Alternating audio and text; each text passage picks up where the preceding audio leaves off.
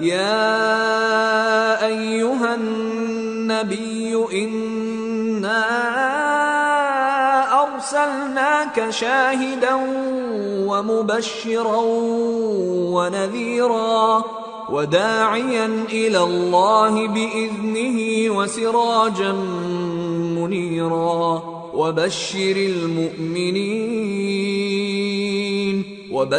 المؤمنين بأن لهم من الله فضلا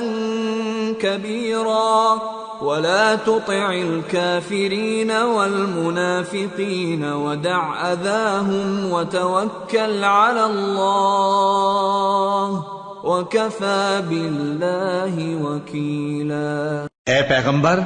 ہم نے تم کو گواہی دینے والا اور خوشخبری سنانے والا اور خبردار کرنے والا بنا کر بھیجا ہے، اور اللہ کی طرف اسی کے حکم سے بلانے والا اور چراغ روشن۔ اور مومنوں کو خوشخبری سنا دو کہ ان کے لیے اللہ کی طرف سے بڑا فضل ہے، اور کافروں اور منافقوں کا کہا نہ ماننا اور نہ ان کے تکلیف دینے پر نظر کرنا، اور اللہ پر بھروسہ رکھنا، اور اللہ ہی کارساز کافی ہے۔ يا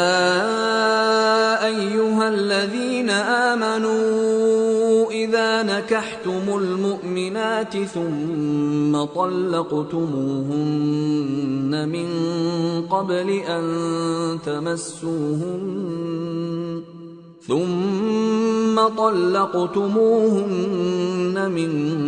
قبل أن تمسوهن فما لكم عليهن من عدة تعتدونها فمتعوهن وسرحوهن سراحا جميلا۔ مومنو، جب تم مومن عورتوں سے نکاح کر کے ان کو ہاتھ لگانے یعنی ان کے پاس جانے سے پہلے طلاق دے دو تو تم کو کچھ حق نہیں کہ ان سے عدت پوری کراؤ، بس ان کو کچھ فائدہ یعنی خرچ دے دو اور ان کو اچھی طرح سے رخصت کر دو۔ یا ایھا النبی انا احللنا لك ازواجك اللاتي آتيت اجورهن وما ملكت يمينك مما أفاء الله عليك وبنات عمك وبنات عماتك وبنات خالك وبنات خالاتك اللاتي هاجرن معك وامرأة مؤمنة إن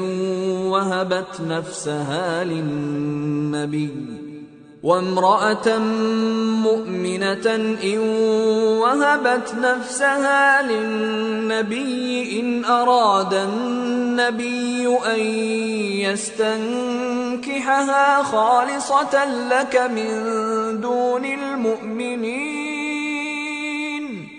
قد علمنا ما فرضنا عليهم في أزواجهم وما ملكت أيمانهم لكي لا يكون عليك حرج وكان الله غفورا رحيما۔ اے پیغمبر صلی اللہ علیہ وآلہ وسلم،